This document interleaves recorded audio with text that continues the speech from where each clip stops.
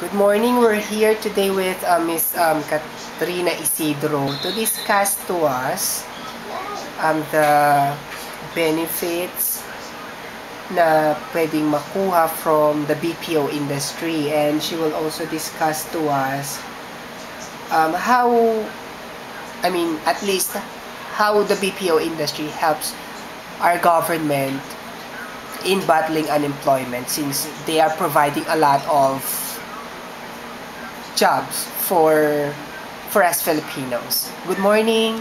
Good morning. Okay, I'm Kat Isidro. I am an operations manager in one of the premier BPOs in the country. And I've been in this industry for about 10 years now. How did you start sa BPO industry? Actually, after graduation, it is my first job. I still use is because until now I'm still here. So, ganon. At first, I thought this was something that I'd try, but because I was able to climb the organizational ladder and been successful, I'd say, in this field of work that I chose, I stayed. Bukod dun sa pagkakaroon ng, alam mo yun, yung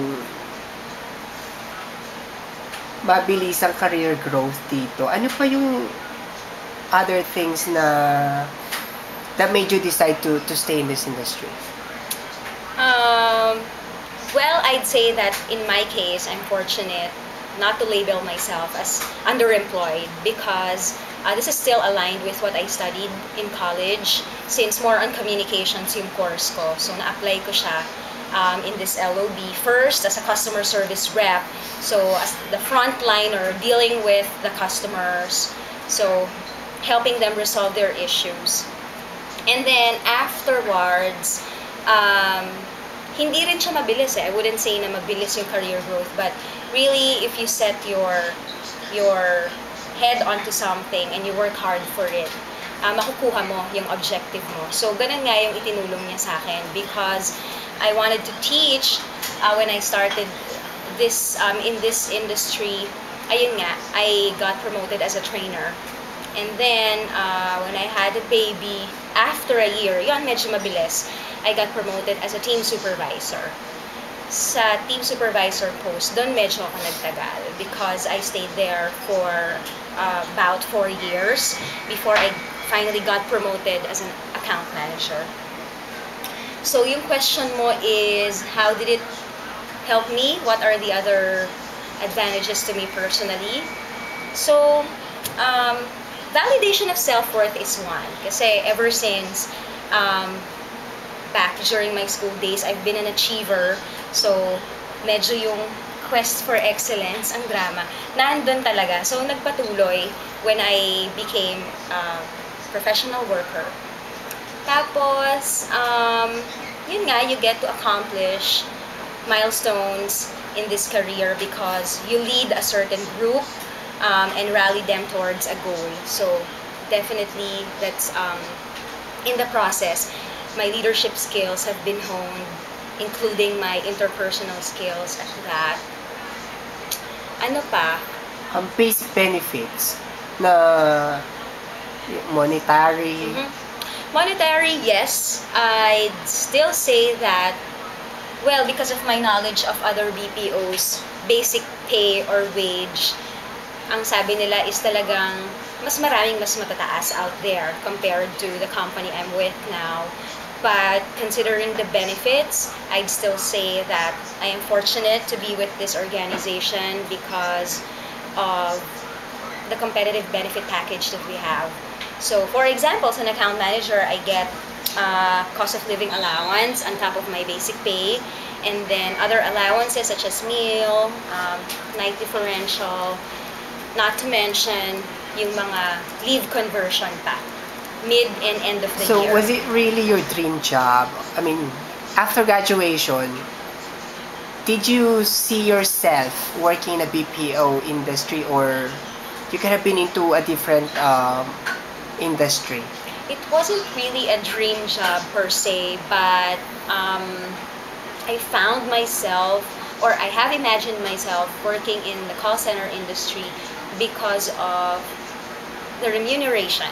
So I know that had I started with, let's say, writing, since it's in line with my course as a researcher, I will earn something but may not be as high as I had even when I started as a customer service representative. In terms of challenges sa work, ano yung mga basic challenges at yun nga, paano ito nakatulong for your growth as an individual? There are a number of adversities that I have gone through, but on top of the list would be the challenge in terms of tenure, being one of the kind of employees who seeks actively for opportunities for growth. And I said that because, for example, when I was starting, yun nga, CSR, I wanted to teach. So gusto kong maging trainer, but my 6-month experience as a CSR wasn't enough, at least for the screeners at the time, for me to get promoted. So I had to stay and take calls for a year and a half. And then after that, that's when I got promoted as a trainer. And being a people manager at that level, you have to deal with a myriad of behaviors, different work attitude from your direct reports. So marami kang kailangang i-manage to be able to show results through metrics. So I'm not sure if you're familiar with those key performance indicators that we're driving, but basically the main challenge is for you to rally this one team into achieving the goals that are satisfactory or even more than satisfactory in the eyes of your clients as well as the company you're with. I mean, internally you have to please your bosses as well, and create that level of credibility na kaya mong i-achieve kung ano yung mga goal net nila for you. You deal with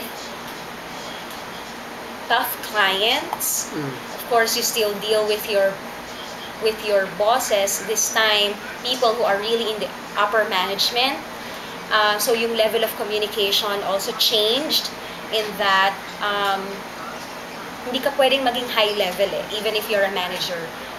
Dealing with and improving your supervisors, you still have to know the details of everything. Okay, going back, one of the issues that bothers now the BPO industry is the strengthening of peso. There had been talks about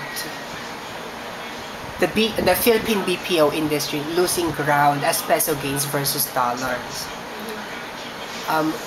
You as an employee of this industry, do you think this is a threat that sooner or later these BPO companies will choose India over the Philippines, since the Indian rupee is actually it's higher. Over India, I don't know kung bias lang ako, pero it's still the Philippines because we have better communication skills, and I believe, if I'm not mistaken yung mga top call center industries are still Philippine-based. So, tayo pa rin ang nangunguna sa larangan. Yeah, I must agree to that because I've read several articles that tackles or that stated that some of the Indian BPOs are actually investing here in the Philippines. Right. So actually, that's a good indication that over austerity, mas pinipili pa rin ng mga companies yung quality. Correct. Which is And I'm not sure actually, if you've read that article, pero may ganun din akong article na nabasa na talagang Filipinos are very good English speakers. yeah. So, hindi dahil second language lang natin siya, hindi tayo ganun kagaling. Pero we are actually one of the very good English speakers in the world.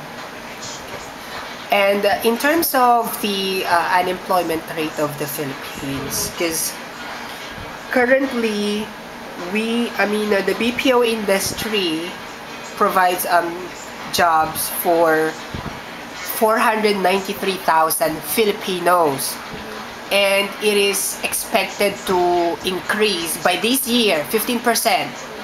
So that will go up to 567,000. But still, this is not enough to cover the increasing unemployment rate of the Philippines, because according to several data, the BPO industry only covers 1% of the unemployment rate of the country. So, based on the statistics, in the long run, would the BPO industry help our economy to alleviate unemployment? I think it will still continue to, because while that's once a small 1%, to me that only translates to the population who are qualified to get to the job or to get the job in the call center. BPOs will continue to provide employment opportunities for Filipinos going forward, because even while the peso continues to strengthen, there will still be some investors who will invest in our country because, again, of our accomplishments and the track record of our call centers here in the country. Do you think darating tayo sa point na the BPO will be the premier job provider in our country? Hindi naman siguro premier, kasi naniniwala pa rin ako dun sa ibang larangan or aspeto ng hanap buhay na meron sa bansa. So maybe it will be among the top 10 but not among the top 5. This education has something to do with it, because di ba sa 6.8% na Filipinos na unemployed, aminin natin na marami dyan, or siguro more than 75% are actually, sabihin natin, hindi nakatapos ng college. That's one good thing about BPOs, because it transcends a lot of things. So beyond age, gender, or even educational attainment, you can get the job so long as you're qualified. So I'm not saying that the screening process is easy or not challenging, because for some, you have to undergo battery of tests, a number of interviews from different levels in the company. Minsan yung talagang mga pinaka-boss ang nag-i-interview just to make sure that the person is fit for the job. So, ayun, it's a very dynamic environment. It welcomes novices. So, hindi mo kailangang maging magaling ka agad pag pumasok ka sa call center. But it will really shape your path if your heart is with customer service. And again, if you want to succeed in this field of work, the leaders of the company will help you succeed. And yun nga meron pa siyang, like for me, I'm a living testimony of what we call succession planning. If you really want to grow in this business, then you will get guidance from your superiors, and you will learn from the trainings that the company will provide you with. So, yun, magandang instrument itong BPO na to if you want to improve yourself, if you want to expand your paradigm sa kung paano ba maging isang magaling na leader. Kasama na dyan is yung cultural, yung yung factor ng culture, because you are gonna deal with Americans or even with other nationalities depending on your campaign. So makakatulong siya sa sa pananaw mo sa buhay, paano mo mas maiintindihan yung isang tao depending on his or her cultural background. So yun, marami siyang benefits talaga na maitutulong sa'yo. Having said all those things, it appears na ang BPO industry is like a training ground for starting yappies. Yep. So at that, I mean, at some point kaya can we consider this job as a profession? Yes, definitely. To me, it is and has been a profession. But I'd say that a profession is relative amongst us naman eh. Yeah. So, depende kung gaano mo katagal gustong manatili at kung ganong yaman ang sapat para sa'yo. I see. So do you think the BPO industry is parang napapabayaan ng government na kailangan, it has a potential na siguro kailangan pang pagtuunan ng pansin ng gobyerno? Yes, the government can do a better job at supporting us and, knowing more about how it can benefit the country as a whole. In what way? They can start with that small act of visiting, maybe, and meeting with the premier BPOs at least. I'm sure that their visibility or yung concern ba o interest sa hanap buhay na ito makakatulong para mapaigting ang epekto ng profesyon na ito sa ating bansa. So, as far as laws, I know na covered naman tayo nung mga established labor laws. So, thus far, wala naman akong naririnig na yung bang naglilimit na batas among call center employees. But, well, we'd appreciate that if merong special provision for what? Additional benefits ba for call center employees, or maybe gawing law yung retirement plan, Yeah. which we all wish for. Yeah, there was a bill pending, I believe pending in Congress, authored by former Senator Mar Rojas. It's the BPO Call Center Act Okay. that will actually promote additional provisions for the protection of BPO employees, like yung mandatory pee break, which is actually, according to the law, 5 minutes every 2 hours there should be a pee break for all BPO employees, kasi syempre pag nakukuha na ng sakit yun, like common sakit is UTI, di ba? So sa tingin mo, paano makakatulong given na maipasa yung batas? Mas gaganda kaya ang takbo ng BPO industry sa Pilipinas? Since that sample that you cited pertains to the welfare, definitely it will help, di ba? And that will be a communication as well that the government is more interested in what we do in this business. So, that's one. And then I mentioned kanina yung retirement plan, sana gawing batas na depending on the tenure, di ba? Mandatory, hindi ko naman sinasabi na for after a year meron ka na, but maybe a decade, like my experience, di ba, would merit a retirement plan. What else?